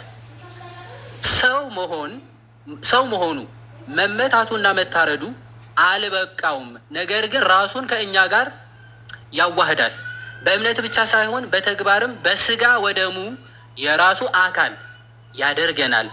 ታዲያ የዚህ መስዋዕት ተጠቃሚ የሆነ ሰው ንጽህናን ከፀሐይ ጨረር ይልቅ ሊበልጥ አይገባው? ምንም ይህን ስጋ የምትቆርሰው ያቺ እጅ፣ በመንፈሳዊ እሳት የሚሞላው ያ አፍ፣ በዚያ በሚያስፈራው ደም የቀላችው ያቺ ምላስ ምን ያህል የነጻች ልትሆን ይገባት ይሆን? በምን አይነት ክብር እንደተከበርክና በምን አይነት ማዕድ እየተካፈልክ እንደሆነ አስተውል። መላእክት ባዩት ጊዜ የሚንቀጠቀጡለትን ከእርሱ በሚወጣው ብርሃን የተነሳ ያለ ፍርሃት ትኩር ብለው ሊያዩት የማይደፍሩትን ያንን እኛ እንመገበዋለን። ከእርሱ ጋር እንዋሃዳለን። ከክርስቶስ ጋር አንድ አካልና አንድ ስጋ እንሆናለን። የእግዚአብሔር ኃይል ስራ ማን ይናገራል? ምስጋናውንስ ሁሉ ማን ያሰማል? ብሎ መዝሙረኛው ዳዊት 105:2 እንደተናገረ የገዛ ብልቶቹን ለበጎቹ የሚመግብ እረኛ ማን ነው? የገዛ አካሉ ለበጎቹ የሚመግብ እረኛ ማን ነው? እረኛ ስለምን እለዋለሁ? ብዙውን ጊዜ እናቶች ከወሊድ በኋላ ልጆቻቸውን ለሌሎች ሞግዚቶች ይሰጣሉ። እናት ወልዳ ለአሳዳጊ ልጇን ትሰጣለች። እርሱ ግን አለ እንዲህ ማድረግን አልወደደም። ምን አደረገ ታዲያ? ይልቁንስ በገዛ ደሙ ይመግበናል፣ በሁሉም መንገድ ከራሱ ጋር ያቆራኘናል። ይህን ድንቅ ጌታ የወለደን ብቻ አይደለም ራሱንም መስዋዕት አድርጎ እንድንበላው የሰጠን ጌታ ነው። ይህንን ልታገኙት የምትችሉት እውነተኛዊቷ አንዲቷ ቤተ ክርስቲያን ውስጥ ነች። ያችም ኦርቶዶክስ ነች። እግዚአብሔር አምላክ የተመሰገነ ይሁን። ወስብሐት ለእግዚአብሔር። ጨርሻለሁ። ቃሎት ያሰማልን። ዮሐዴ በጣም ድንቅ ጸጋን ያብዛልን። እግዚአብሔር በእድሜ በጤና ይጠብቅልን። የቀረ ሀሳብ የምትሉት ካለ እነ ዲያቆን መኩ እነ መምህር ብሩክ ቀጥሉና ከዛ መምህር ኤፍሬም ከስቲ በኩሉ በአጠቃላይ ሀሳቦች ሰጡንና ጥያቄዎች የምንቀበል ከሆነ የዮኒ ስኬጁልን ቀጥሎ ወይ ዮኒ የሚጠይቀንም ከሆነ ወይ እንጠይቃለን። እንደዛ እናደርጋለን። እሺ ዲያቆን መኩ ቀጥል። እሺ ቃሎት ያሰማልን። በጣም ደስ ይላል። ድምፄ ይሰማል አይደል? ቼክ አድርጉልኝ። አዎ ይሰማል። መልካም። እሺ ቃሎት ያሰማልን። በጣም ጥሩ ነገር ሰምተናል። አሁን እንደተረዳችሁት እንደሰማችሁት የተለያየ ዲኖሚኔሽን አለ። በጣም እርስ በርስ የተጣረሰ አንዱን ኮንደምን ያደርጋል። እሱንም ትሰማላችሁ ከራሳቸው ከፓስተር ጻድቁ አብደው የተዘጋጃለ። ግን ከዚህም በፊት ምን ያህል ቅዱስ ቁርባን ላይ ሲቀልዱ እንደነበረ እነ ቀለሜና ይሄ ፓስተር ትሰማላችሁ። ለዚህ ለምንሰማ እውነት ለመናገር እግዚአብሔር አምላካችን ሁላችንን ይቅር ይበለን እና የሚናገሩበትንና ምን ያህል እንደሚያጥላሉ ማለት ነው። ምን ያህል እንደሚያጥላሉ ተመልሻለሁ። አለ እኮ አልሄድክም። መጀመሪያ ስልክ ገብቶ ነበር እና በጣም ያሳዝናል። እስቲ እንስማ እያንዳንዱ ኤርሚያስን ማለት ነው። የኤርሚያስ እንግዲህ ከፓስተሩ ጋር ነው። ፓስተሩ ምን እንደሚናገር ታሪኩንም ስም ውስጥ ያለ ይሄ ታሪክ በቤተ ክርስቲያን ታሪክ ሁኔታ አሁን እንግዲህ ጋዲም አሳይቶናል፣ ዮሐድም አሳይቶናል። ከቤተ ክርስቲያን ታሪክ አንጻር ምን እንደነበረ ፈርስት ሴንቸሪ፣ ሰከንድ ሴንቸሪ፣ ሰርድ ሴንቸሪ የነበረውን አየን። እንግዲህ ምን ያህል ለቅዱስ ቁርባን አባቶች ታማኝ እንደሆነ። እስቲ ኤርሚያስን እና ፓስተሩን እንስማቸው። በቤተ ክርስቲያን ውስጥ እንዴት ያለ ችግር ፈጥሮ እንደነበረ አንድ ታሪክ ልነግርህ እፈልጋለሁ። ይህ አስተሳሰብ በቤተ ክርስቲያን ውስጥ በጣም ጉዳዩ ህብስቱ ነው፣ ጉዳዩ ዋይኑ ነው የሚል ጉዳይ ከመጽሐፉ ከሚያስተምረው እውነት ውጭ ወጣ ስለነበር ቤተ ክርስቲያን በተለይ በዚያ በሶስተኛው በአራተኛው ክፍለ ዘመን ውስጥ እንዲህ የሚል ክርክር ተነስቶ ነበረ። እንዴ ይሄ ህብስቱ በቀጥታ የክርስቶስ ስጋ የሚሆን ከሆነ ሰውን ወደ እግዚአብሔር መንግስት የሚያስገባ ከሆነ እኛ የጌታ ራት ብለን ወይም ቅዱስ ቁርባን ብለን ወይም ስጋው ደግሞ ብለን በልተን ስንበላ ተቆርሶ የወደቀውን ቂጣ አይን አግኝታ ብትበላው መንግስተ ሰማይ ትገባለች ወይስ አትገባም የሚል ክርክር ተነስቶ ነበር ቤተ ክርስቲያን እስክትበጠበት ድረስ። እኔና እናንተ ቂጣ በልተን መንግስተ ሰማይ የምንገባ ከሆነ አይጧ ስም አትገባበት ምክንያት ሰማችሁት አይደል? ምን ያህል በዚህ ልክ የወረዱና ምንም አይነት የቤተ ክርስቲያን ታሪክ እንኳ የማያውቁ ቤተ ክርስቲያንን ምን እንደምታስተምረን እኔ በጣም አዝናለሁ። እውነት ለመናገር እንደዚህ አይነት ሲናገሩ ነበረ። እንግዲህ ስሙ ምን አይነት ውሸት እንደሚናገሩ ማለት ነው። የለም በቤተ ክርስቲያን ታሪክ ደረጃ የለም እንደዚህ አይነት አልተባባሉ። አይቶ አበል ኧረ በጌታ የጌታን ስጋና ደምስ በዚህ ልክ ከአይጥ ጋር አወዳድረው ይናገራሉ። እንዴት! ይሄ ምን ያህል ከአጋንንት እንደሆነ በደንብ ተመልከቱ። በደንብ ይሁን ስሙ። ታፍኖ ድምፁ ስለታፈነ አንድ ቆይ በደንብ እንንገራቸው። ወይ ድምፁን ከፍ ማድረግ ከቻልክ ዲያቆን ከፍ አድርገውና ልክ እየጸለየ ያለ ወደ ሪል ስጋና ደም ይለወጣል ማለት ጀመሩ። እዚህ በጣም ቅዱስ ቁርባን ራሱን አወሩኝ እንዲደም እንትኑን ቮሊዩሙን ከፍ አድርገው ወይም የኮምፒውተርን አድርጌ ያለው ግን ለመጨረሻው ነው መሰለኝ። በቃ እሺ፣ ወደኋላ አድርገውና እንዲህ ስሙት።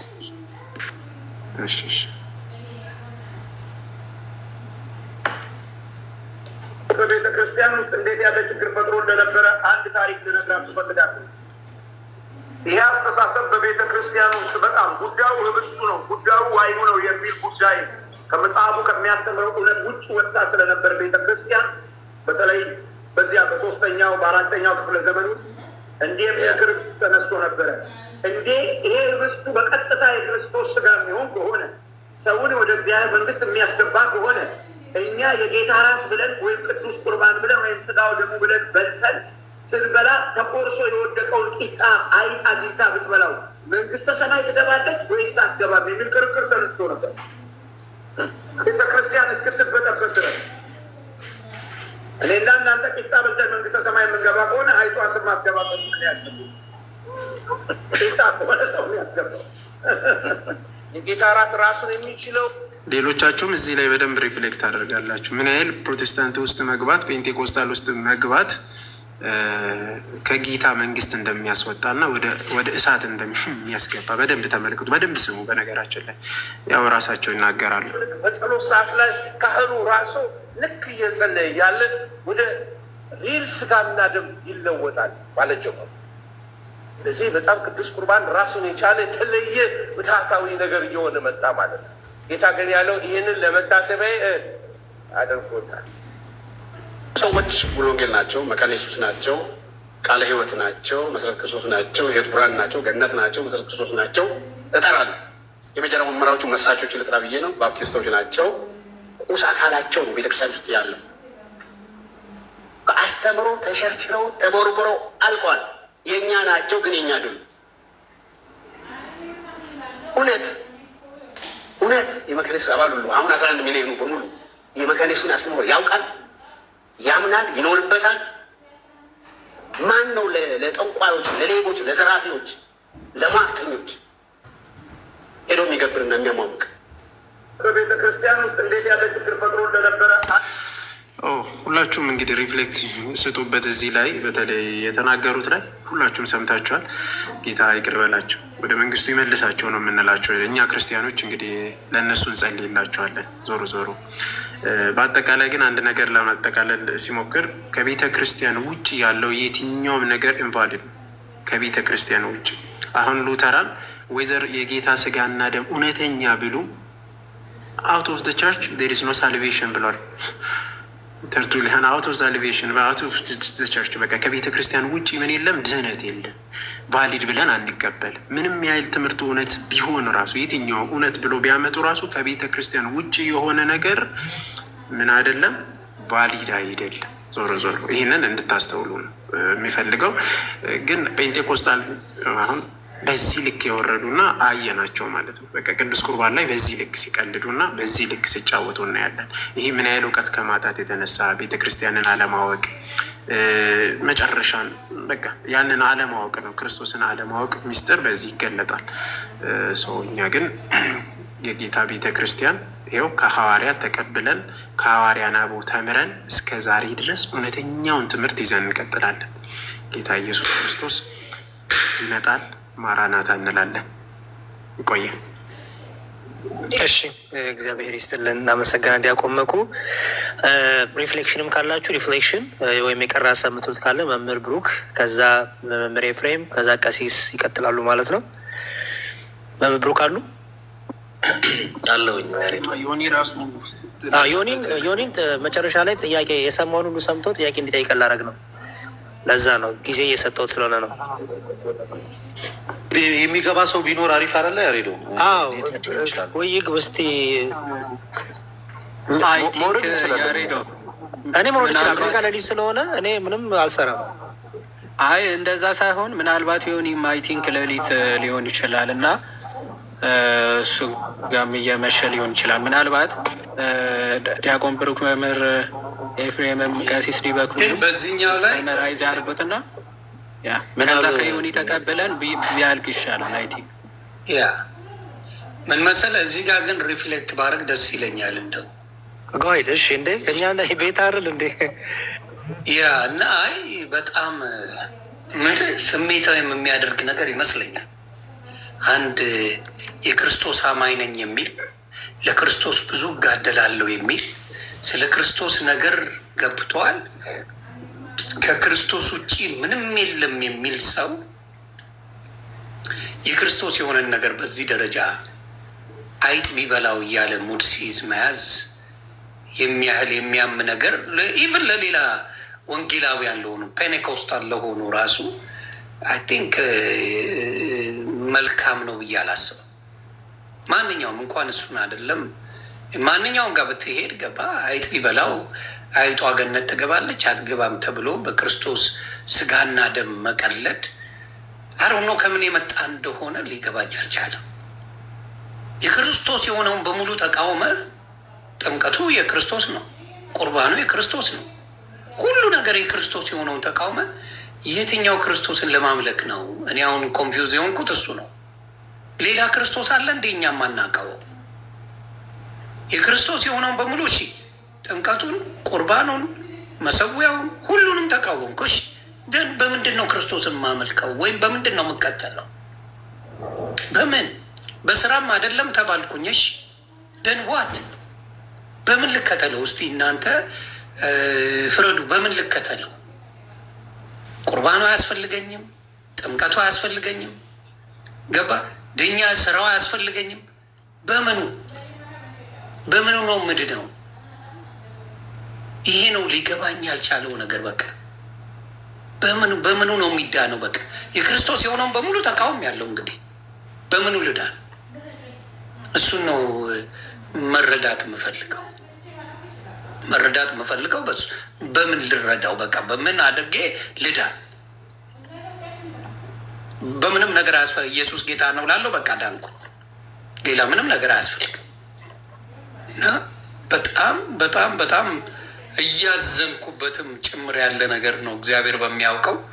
እግዚአብሔር ደግሞ ጥሎ አይጥልም። ከልብ አምላክ የፈለገው እስከፈለጉት ድረስ አንኳኩ ይከፈታል አይደል የሚለው? ይኸው ከፍቶ ወንድሞቼ እያስተማሩ ነው እና እግዚአብሔር ያክብርልኝ። እኔ ከሚገባው በላይ እግዚአብሔር አይኔን አብርቶታል ነው የምለው። በጣም አብርቶታል እና ያን ነው የምለው። በጣም ሌላው እናንተ ስታስተምሩ በመሀል ውስጤ የመጣ ነገር አለና ምንድን ነው እሱ እንግዲህ እና አዳም በልተው ነው አይደለ? አዳም በልቶ ያው ወደ ሞትን ተቀብለናል። አንደኛው የክርስቶስ ስራ ሞትን ድል ማድረግ ነው። ሌላው ምንድን ነው የሔዋንን ካያችሁ መጽሐፍ ቅዱስ እንደሚለው እንግዲህ የወር አበባ ታያለች እና መርከሷን ቤተክርስቲያን አለመድረሷን ምናምን ነው የሚያሳየው። እንደው አብሮ ጥላ ስለሆነ ብሉይ ኪዳን ወደ አዲስ ኪዳን ሲመጣ እኔ የተረዳሁት እናንተ ስታስተምሩ ውስጥ የመጣው ትምህርትን ነው ምነግራችሁ እና ከተሳሳት ታርሙኛላችሁ። ምንድን ነው በአዳም ያለውን ክርስቶስ ገለጠው፣ በሔዋን ያለውን ደግሞ የማህፀኗ ረክሶ ነበር እንደምታዩት ማለት ነው። ነው ቤተክርስቲያን የማትሄድበት ነገር ተፈጥሮ ነበር በወር አበባ ምክንያት። የቅድስት ድንግል ማርያም ደግሞ የማህፀነሽ ፍሬ የተባረከ ነው ነው የሚባል ካያችሁ፣ የማህፀነሽ ፍሬ የተባረከ ነው። የቅድስት ድንግል ማርያም ባርኮታል። ሌላው ስለዚህ በማን ነው ቅድስት ድንግል ማርያም የተባረከ የማህፀኗ ፍሬ ተባርኮ ጌታ እንድናገኝ የተደረገበት ሆኖ አይቻለሁ። ሌላው አዳም የበሉት ሞት ሆኖናል። ክርስቶስ ደግሞ የሰጠን ስጋና ደም ስንበላው መዳኛ ሆኖናል። እግዚአብሔር ሚስጥር ነው የሚባለው ለዚህ ነው። እኔ የገባኝ ምንድን ነው አዳም በልቶ አጥፍቶ ሆናል። ክርስቶስን በልተን ደግሞ እንድንድን ያደረግን ይሄንን ራሱ ያደረገው እንጂ ሌላ አይደለም። እና ይሄ ነው እናንተ ስታስተምሩ ውስጥ የቀረው ትምህርት ምንድን ነው? አዳም በልቶ አጠፋን፣ ክርስቶስን በልተን ዘላለማዊ ሕይወት አገኘን። በፍሬ በልታ ፍሬ አጣን። ሔዋን ፍሬ በልታ ፍሬ አጠናል።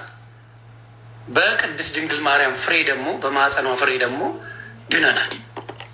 ይህንን ትምህርት ነው ለእኔ የገባኝና ይቺን ለማለት ነው። ተባረኩልኝ። አዳምጣለሁ። የተሳሳትኩት ካለ ብታርሙኝ ደስ ይለኛል። እሺ እግዚአብሔር ይስጥልን፣ እናመሰግናለን። ጥያቄውን መምህር ኤፍሬም እና ቀሲስ በኩል ይመልሱታል። የቅዱስ ቁርባኑን ግን ማጠቃለያ መምህር ብሩክ አጠር ላለ ደቂቃ ይስጡና ምን ያህል ደቂቃ ነው ከዚህ በኋላ የምትቆየው? ዮኒ በ30 ደቂቃ ያልቃል ብለህ ታስባለህ? ምክንያቱም ሆኗል እዚህ እኔም ከሌሊቱ 9 ሰዓት ሆኖብኛል። ሌላ ጊዜ በጊዜ እንግባ እንችላለን። የቀሩ ትምህርቶች ስላሉ እነሱን በጊዜ መግባት እንችላለን። በእኔ 7 ሲሆን በአንተም 9 ሆኖ ስለሚሆን በሚድናይቱ እንጨርሰዋለን። ለሁለታችን አይከም ሬዱ ነገ አይከም ቬኔሬሽኑን ደግሞ በሰፊው እንደዚህ ብንሄድበት በጊዜ ገብተን ማለት ነው። በጊዜ ገብተን ነገ ቢመጡ ግን አናስገባቸው። ማንም ዛሬ እነሱ በፈለጉበት ጊዜ የማን ግቢ ያረቀው አባቴ። ነገ ደግሞ እሱ ላይ ብንሄድበት አሪፍ ነው። ስለዚህ ነገ በጊዜ ነው የምንገባው ማለት ነው። ኢትዮጵያ ልክ ሲነጋ እና 7 ምናምን ሲሆን በኢትዮጵያ እኔ እዚህ መግባት እችላለሁ። ስለዚህ ለያሬዶዬም ለሊቱ ሙሉ 3 o'clock እንደመሆነ ድረስ እናቆየው። ስርዓቱ ላይ እንጨርስ ግን መልካም ነው። በተለይ ጥምቀት ላይ ብንሄድበት ብዬ አስባለሁ። ሳክራመንቶቹ ይለቁና ነገ ጥምቀት ላይ እንሄዳበታለን። ጥምቀት ላይ እናርገው፣ ሳክራመንቶቹን እንጨርስ። ምክንያቱም እነሱ ፒላር ስለሆኑ የሃይማኖት መመስረቻ እምነትም ስለሆኑ ሃይማኖትም ስለሆኑ ዶግማም ስለሆኑ ጥምቀትን ነገ ተዘጋጁበት። ሁላችሁም እንደዚሁ ተከፋፍለን መሄድ እንችላለን።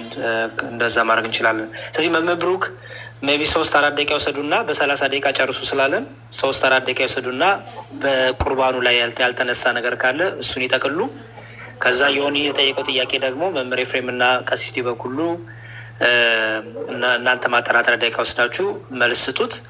ጥያቄ ካሉ ጥያቄውን የእሱን እንቀበልና ሜቢ በሌላ ቀን ጥያቄዎች ካሉ በሁለቱም ትምህርቶች በጥምቀትም በቁርባንም የጥያቄ ቀን ደግሞ እናዘጋጃለን። ሆኒ ቤትን ትከፍትና ጥምቀትና ቁርባንን ካስተማርን በኋላ በማንኛውም እምነት ያለ ሰው መጥቶ ስለ ጥምቀትና ቁርባን ቻሌንጅ ሊያደርገን ይችላል ማለት ነው።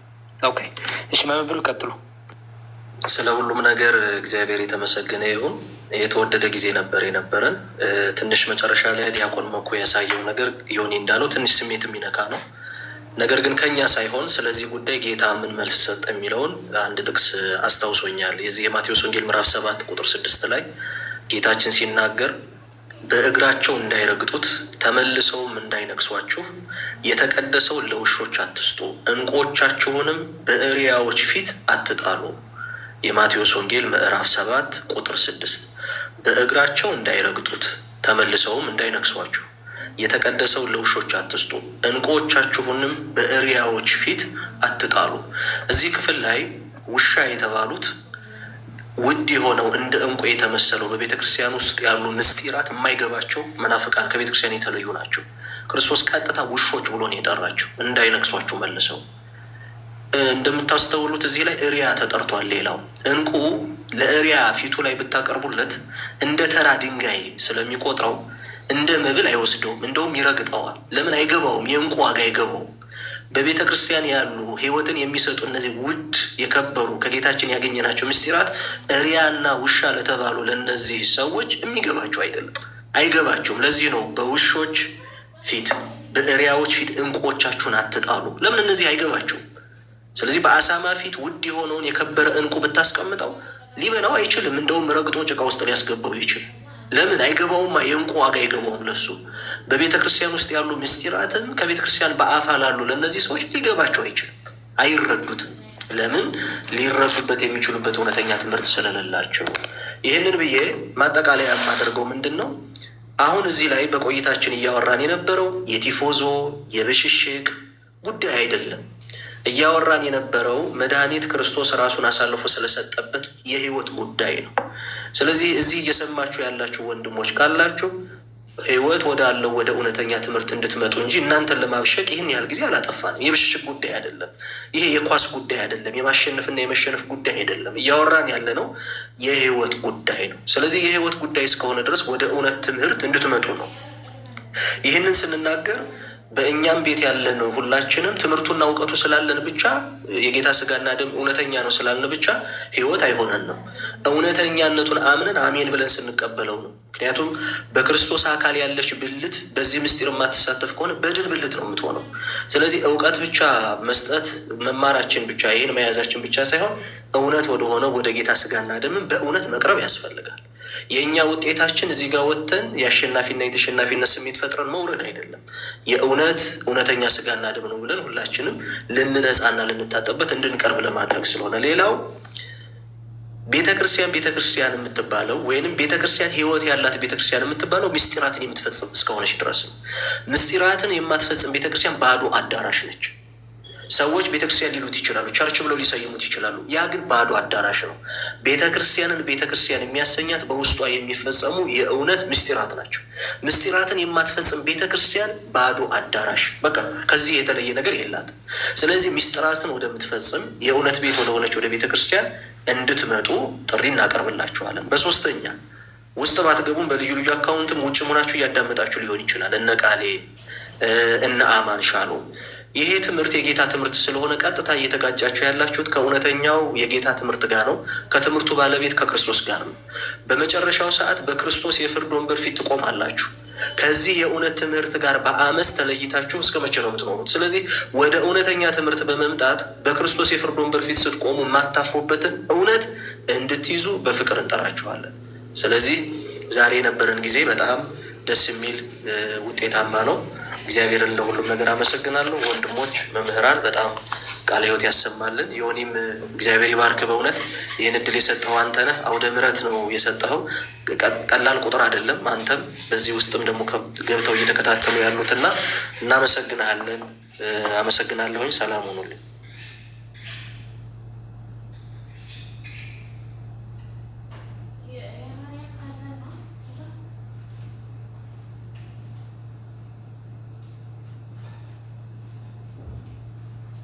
አወራሁ እኮ አይገርምም?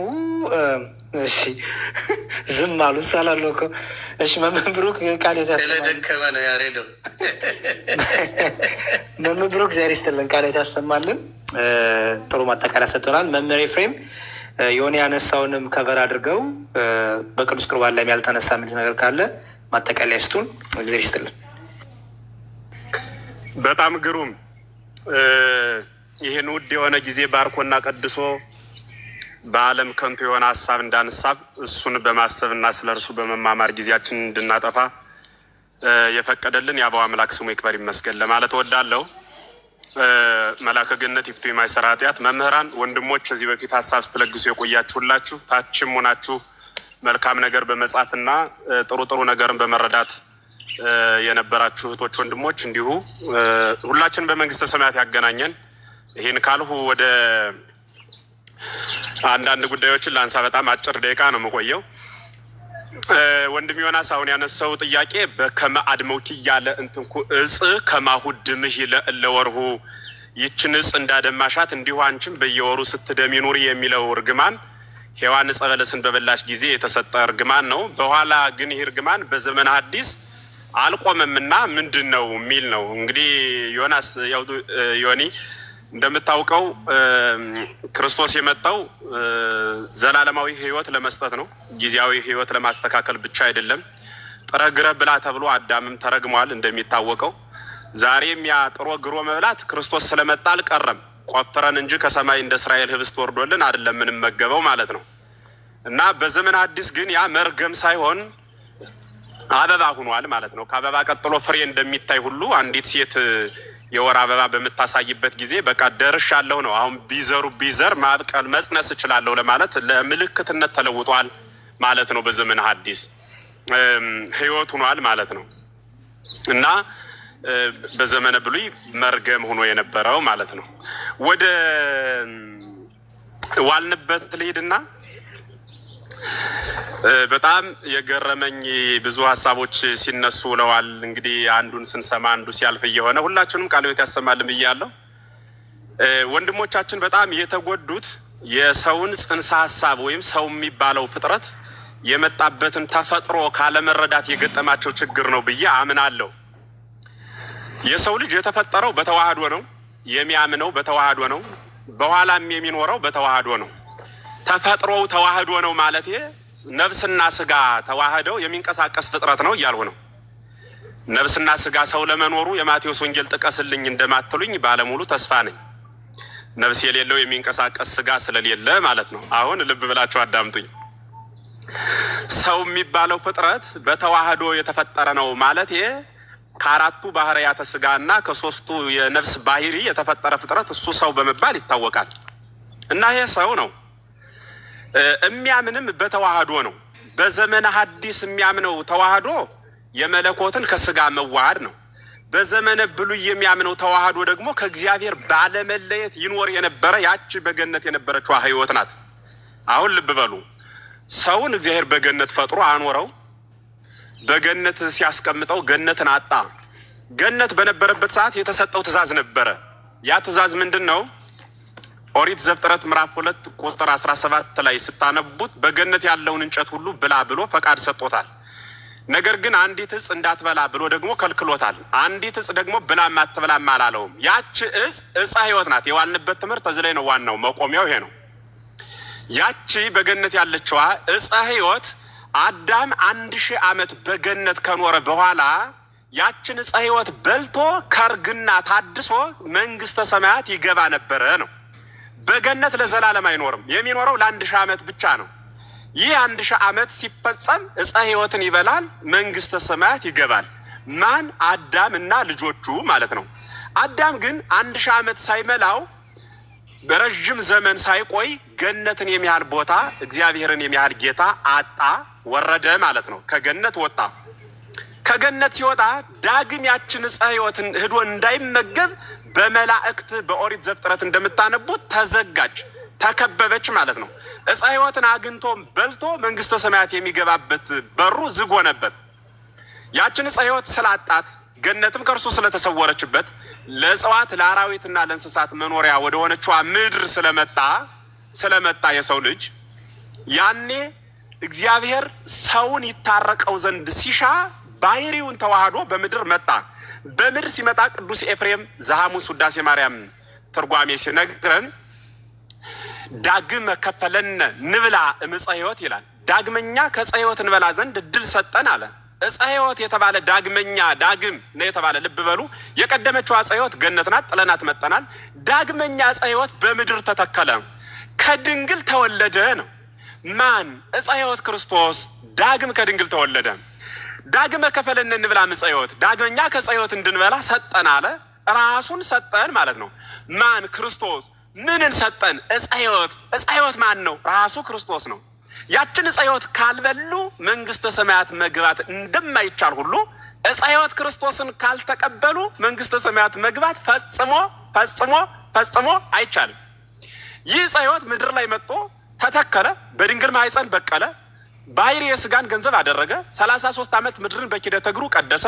በኋላ ግን እንዲህ ብሎ ተናገረ፣ ሥጋዬን የበላ ደሜን የጠጣ የዘላለም ሕይወት አለው አለ። ማን ነው ይህን የተናገረ? ዮሐንስ ወንጌል ምዕራፍ 6 ቁጥር 54 ላይ ጌታችን መድኃኒታችን ኢየሱስ ክርስቶስ ይህን ቃል ተናገረ። ሥጋዬን የበላ ደሜን የጠጣ የዘላለም ሕይወት አለው ብሎ ሲናገር የትኛውን ሥጋ? በስቅለቱ ጊዜ ገና ከመሰቀሉ አስቀድሞ ይህ ስለ እናንተ የሚፈሰው ደሜ የሚቆረሰው ሥጋዬ ነው አለ። ስለማን? ስለ እናንተ። ለብሽሽቅ አይደለም ይህን ቃል የተናገረው። ብሽሽቅ ማለት ምን ማለት ነው? እኔ ለምሳሌ ዛሬ በህይወታችን ስንኖር የሆነ እንቅፋት ሲመታን በሆነ ሰው ምክንያት የሆነ ነገር ስንሆን እሱን ልትበለኝ እንደውየው ስላንተ እንዲሆን ቆሰሉ ምናምን እንደምንልበት መበሻሸቅ አይደለም። እውነተኛ ቅዱስ ሥጋውና ክቡር እውነተኛ እኮ ነው ያለው። በነገራችን ላይ ምሳሌ ነው አላለም። የሆነ ጊዜ እንደሚነሳ ነው፣ የሚቀር ነው፣ የሚያልፍ ነው፣ ዘመን የሚሽረው ነው አላለም። እውነተኛ ቅዱስ ሥጋዬና ክቡር ደሜ ነው አለና እንካችሁ ስለናንተ የፈሰሰው ደሜ ስለናንተ የተቆረሰው ሥጋዬ ነው ብሎ ሰጠ። ይህንንም በቃል ተናግሮ የተወው አይደለም። በዕለተ ዓርብ በመስቀል ቅዱስ ሥጋውን ቆርሶ ደሙን አፍሶ እንካችሁ ብሉ ብሎ ሰጠን። ያን ቅዱስ ሥጋና ክቡር ደም ያልተቀበለ ደግሞ ሕይወት የለውም ማለት። ለምንድን ነው ሕይወት የሌለው? ዕፀ ሕይወትን ተመግበን መንግስተ ሰማያትን ገባ የነበረ ነው እኮ የምላችሁ። ዕፀ ሕይወትን በማጣታችን ምክንያት ዳግመኛ ዕፀ ሕይወት ተሰጠን። ያ ዕፀ ሕይወት ወልደ አብ ወልደ ማርያም የሆነው ኢየሱስ ክርስቶስ ነው ማለት ነው። በምድር ተተከለ አለ፣ ከድንግል መጥቶ ተወለደ ማለት ነው። ለዚህም አባቶቻችን ሲተረጉሙ ነባቢት ገነት ይሏታል። ማንን? እመቤታችን። ያችኛዋ ገነት ዕፀ ሕይወት በቅሎባታል። ግን ዕፀ ሕይወት ቢበቅልባትም ይህ ነባቢት ናት። ከዚያችኛዋ ሲለይ ነባቢት ገነት ይላታል። ይችኛዋ ድንግል የምትናገር ገነት ናት። በቀለባት። ማን? ዕፀ ሕይወት ክርስቶስ በቀለባት ማለት ነው። ዕፀ ሕይወት ክርስቶስን ሳይመገቡ መንግስተ ሰማያት እገባለሁ ማለት ግን አይቻልም። ለምሳሌ አሁን መጨረሻ ላይ ከተነገረው አንድ ሀሳብ ላንሳ። አይጧ ብትበላ መንግስተ ሰማያት ትገባለች ወይ? ለአይጥ ሰው የሆነ አምላክ የለንም፣ ለሰው ነው ሰው የሆነው። ባሕርየ አይጥን ገንዘብ ያደረገ አምላክ የለንም። ባሕርየ ሰብን ነው ገንዘብ ያደረገው። ሲቀጥል አይጥ ህያዊት ነፍስ የላት፣ ህያዊት ነፍስ የላት፣ አትኖርም እኮ። ደማዊት ነፍስ ያለቻት ትንቀሳቀሳለች፣ ስትሞት በስብሳ ትቀራለች። ዘላለማዊውን የሰው ልጅ መላካዊ ባሕሪ ያለውን የሰው ልጅ አውርዶ በዚያ ልክ የሚያምኑትን አምላክ የተናገረውን ቃል ለመገልበጥ ቤተክርስቲያንን ለመቃወም ሲባል የተሄደበት ርቀት ቤተክርስቲያንን የሚወክል ቃል አይደለም ማለት ነው። ስለዚህ ተፈጥሮን ማሰብ በራሱ የምናምነው በተዋህዶ ነው አልኋችሁ ቅድም። ልብ በሉ። በተዋህዶ ነው ማለት ከእግዚአብሔር ጋር በመኖር በተዋህዶ አምናለሁ የሚል ሰው ከእግዚአብሔር ጋር ሳይዋሃድ ተዋህዶ የሆነ እምነቱ ምኑ ላይ ነው? ምኑ ላይ ነው ተዋህዶ የሆነው? እንዲሁ በእግዚአብሔር ታችም ካላችሁ ለራሳችሁ መልስ ስጡት። ተዋህዶ ነኝ ብሎ የሚያምን አንድ ክርስቲያን ነኝ የሚል ማለት ነው። ክርስቲያን ማለት በራሱ ተዋህዶን የሚገልጽ ቃል ነው። ለምን ቢባል ክርስቲያን የተባለው በክርስቶስ ነው። በክርስቶስ ክርስቲያን መባላችን ደግሞ የክርስቶስን ቅዱስ ሥጋና ክቡር ደም ስንቀበል ነው። የክርስቶስ ቅዱስ ሥጋና ክቡር ደምን ተቀብለን በክርስቶስ ክርስቲያን ተዋህዶ የሚባል ስም ካገኘን የተዋህድ ነው በምንድን ነው? ቃሉን ብቻ በመስማት መዋሃድ ይቻላል? አይቻልም። በመብል ያጣነውን ሕይወት ባለቤቱ እርሱ ራሱን መብል አድርጎ ሰጠ። ራሱን መብል አድርጎ ሰጠ። ይህ የተፈጸመው በቀራንዮ ለሁላችን ድህነት በመጣው በመድኃኒታችን በኢየሱስ ክርስቶስ አማካኝነት ነው። ቅዱስ ሥጋውና ክቡር ደሙን አለመቀበል ማለት ግን መድኃኒት ሳይወጥ በነገራችን ላይ በሽተኛ ይድናል? ለዚህ መልስ ስጡኝ። አዳም እስከ ልጆቹ ታሟል። ባጭር ልዝገው። ይህ ቃል ብቻውን በቂ ቃል ነው። አዳም እስከ ልጆቹ ታሟል። ለምን ቢባል መርዝ ጠጥቶ። የት የነበረ መርዝ? ዕፀ በለስ የሚባል ገነት ላይ እግዚአብሔር የተከለውን መርዝ አንስቶ ዋጠ። ማን ነው የዋጠው? አንስቶ አዳም ዋጠው። ያንን መርዝ የዋጠ ሰው ሌላ መድኃኒት ሳይወስድ ዝም ብሎ ቁጭ ብሎ ከዚያ መርዝ ከሚያጠፋ መርዝ መዳን ይችላል? ይችላል ወይ? ዝም ብሎ ቁጭ ብለን ተሰብስበን በጋራ አይ በቃ መርዙ ምናልባት ከሆደ ጨጓራ ደርሶ ሊሆን ይችላል፣ ከጉረሮ ከአንጀትህ እያልን ስናወራ ብንውል ሰውዬው መዳን ይችላል? አይችልም። ያ ወደ ውስጡ የገባው መርዝ የሚያወጣ መድኃኒት ሌላ መድኃኒት መጠቀም ስንችል ነው። ኢየሱስ ማለት እኮ በነገራችን ላይ መድኃኒት ማለት ነው።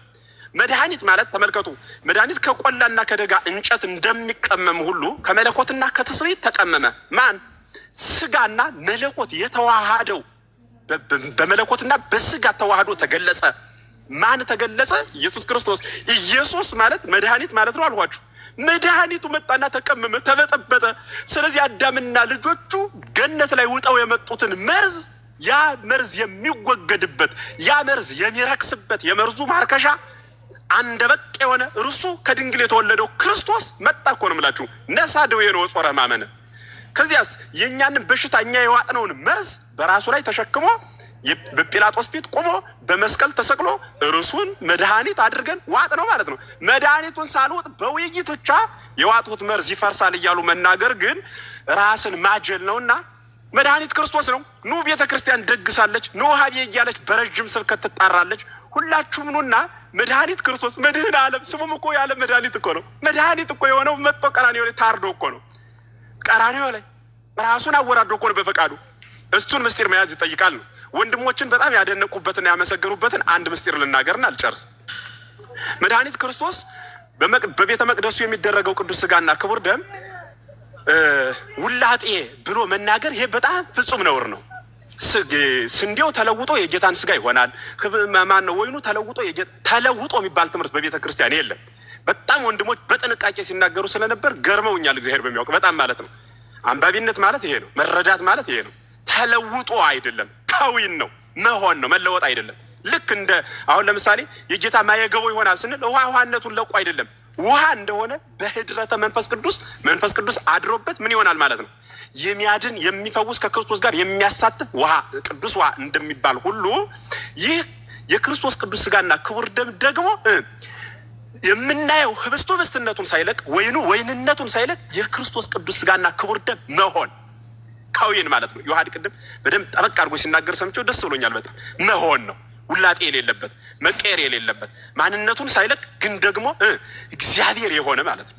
ያ የክርስቶስ ቅዱስ ስጋና ክቡር ደም የሆነ ማለት ነው። ይህ ምስጢር ነው ማለት ነው።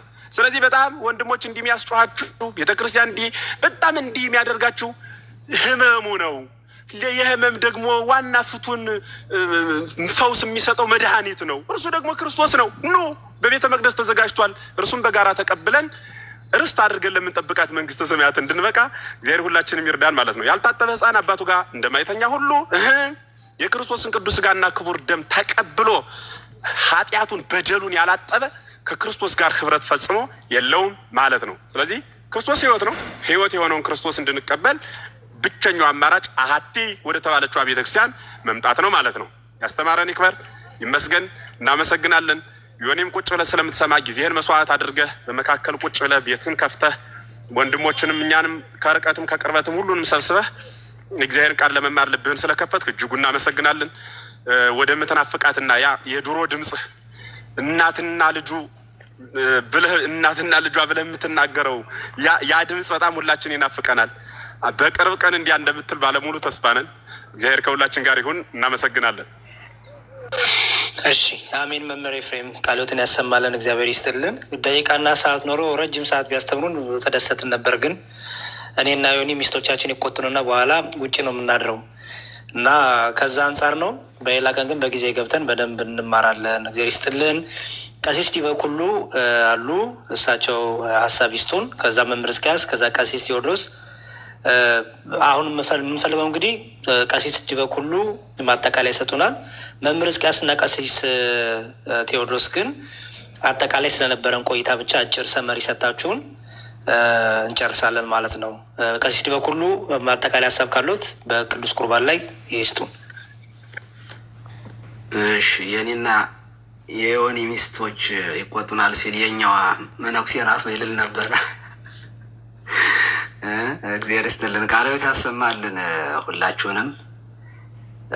ቀሲስ መጋቤ ጥበባት ቀሲስ ቴዎድሮስ ይፍቱኝ፣ ባርኩኝ። ትምህርቱን እኮ ጨርሳችሁታል። ብዙ ነገሮችን አንስታችኋል። ግን ቅድም ዲያቆን መኳንንት ካሳየን ቪዲዮ ልነሳ እና የተወሰነ ነገር ልበል። ቃለ ሕይወት ያሰማልን መምህር ኤፍሬም፣ ሁላችሁንም። ይገርማል። በትክክል ፓስተር ማን ነበረ? ፓስተር ታሪኩ ትክክለኛ የፔንቴኮስታልን ወይም የፕሮቴስታንትን እምነት የሚወክል ነው። ባይዘዌ ኢንቴንሽኑ አይጧ ብትበላው ህይወት ልታገኝ ነው ወይ ልትድን ነው ወይ መንግስተ ሰማያት ትገባለች ወይ የሚለው ትክክለኛ እምነታቸውን የሚገልጥ ነው። በነገራችን ላይ በደንብ አስቡት። እንደዚህ ነው እነሱ ሲያስቡ የሚያስቡት። ስለ ህብስቱን ሲያዩ የሚታያቸው ዳቦ ነው። እምነት የሚባል ነገር የለም። ውሃውን ሲያዩ ትዝ የሚላቸው የሚጠጡት ሃይላንድ ነው። እምነት የሚባል ነገር የለም። እነዚህ ሰዎች በጣም ሰይጣን ክፉ ስለሆነ ሰው እንዴት በእንጨት ምክንያት እንዴት ከገነት ሊባረር ይችላል ብለው አይጠይቁም። የሰው ልጅ አዳምና ሔዋን ዕፀ በለስን በልተው ከገነት መውጣታቸውን ሲመለከቱ እንዴት በዕፅ ምክንያት እንጨት እንዴት ሰው ስለበላ ሞትን እንዴት እንደገባ ይቀበሉና ህይወት የመጣበትን ጌታ ለመዳን የመጣበትን መንገድ ግን ይዘጋሉ። ሰይጣን ክፉ ነው። የሞትን መንገድ ይከፍታል፣ የህይወትን በር ደግሞ ይዘጋል። እንደዚያ ነው የሆነው። እውነት ለመናገር አይምሮ ያለው ሰው ይኸውላችሁ ዕፀ በለስን በልቶ ሰው ሞት 5500 ዓመት ተፈረደበት ሲባል እንዴት እንጨቱ እንጨት ስለተበላ እንዴት ምናምን ብሎ ያልጠየቁ ሰዎች አሁን ዕፀ ሕይወት ክርስቶስን የበላ የዘላለም ሕይወት አለ ሲባል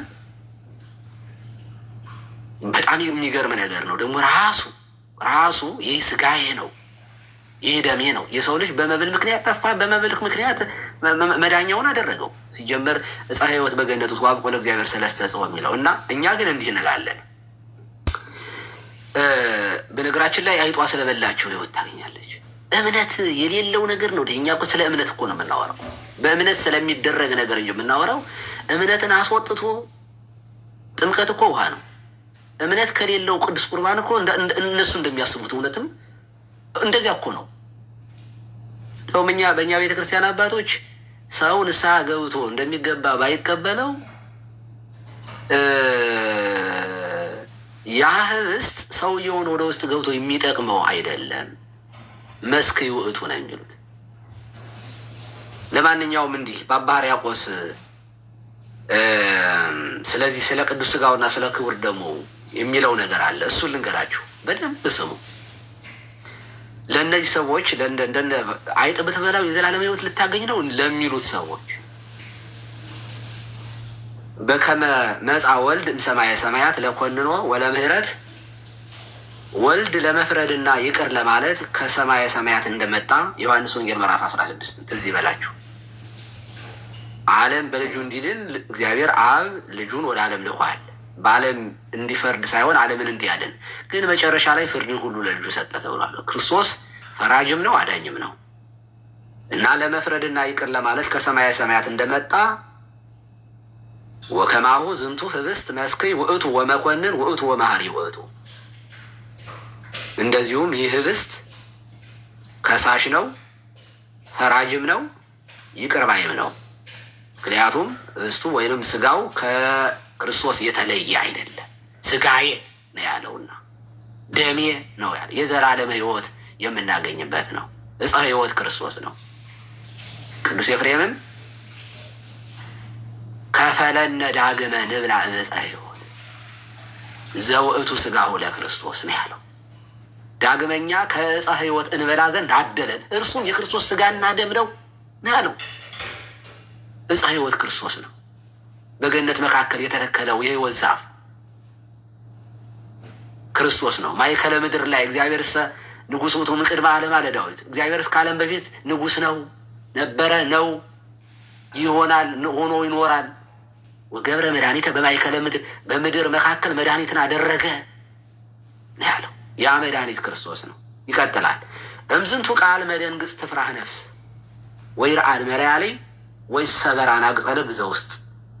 ከዚህ ከሚያስደነግጥ ቃል የተነሳ ነፍስ ትፍራ፣ ሕዋስ ይንቀጥቀጥ፣ በውስጥ ያለ የልብ ደጅ ይሰበር። ናሁ ተፈተተ ዝንቱ ህብስት መለኮታዊ፣ ይህ መለኮታዊ ህብስት እነሆ ተቆረሰ። ወናሁ ተደለወ ዝንቱ ጽዋ ማህያዊ፣ ይህ ማህያዊ ጽዋም እነሆ ተዘጋጀ። ይምጻ ዘይነስ መቅደመ ህቱ ርእሳክሙ ወአንጽሑ ነፍሳክሙ፣ የሚቀበል ይምጣ ስጋውን ደሙን የዘላለም ህይወት ይሄ ስጋዬ ነው ይሄ ደሜ ነው ጠጡ ብሉ ያለውን መብላት መጠጣት የሚፈልግ እነሆ ተዘጋጅቷል፣ ይምጣ። አስቀድሞ ራሳችሁን መርምሩ፣ ሰውነታችሁን በንስሐ አድሱ አንጹ። እመቦ ዘኢኮነ ንጹሐ ይትገሃስ፣ ንስሐ አልገባ ንጹሕ ያልሆነ ማለት ይሄ ህብስት እያለ የሚመጣ ሰው ቢኖር አይ ይወገድ። ጳውሎስ እንዳለው እመቦ ዘወድቀ በኃጢአት ኢይርሳ እስመ ዘኢይትረሳ፣ በኃጢአት ኑፋቄ ህብስት ነው ይሄ መታሰቢያ ነው ጌታ ያለው አይደለም እንዴት ሊሆን ይችላል የሚል ቢኖር በኃጢአት የወደቀ ሰው እንደዚህ ያለ ሰው ቢኖር አይርሳ፣ የማይረሳ ነውና። እመቦ ዘያስተቃልል ዘንተ ቁርባነ፣ በደንብ ስሙኝ።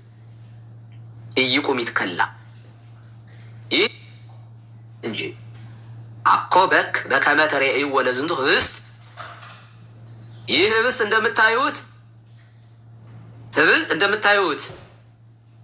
ከመ ህብስት ምድራዊ አላ እሳተ መለኮት ውእቱ፣ ይህንን ህብስት ስትመለከቱ እንደምታዩት እንደ ምድራዊ ህብስት አይደለም፣ ብላሽ ነገር አይደለም። የዚህ ዓለም ምክንያቱ እሳተ መለኮት ነው እንጂ የዚህ ዓለም ህብስት ከዋለ ካደረ ይበላሻል።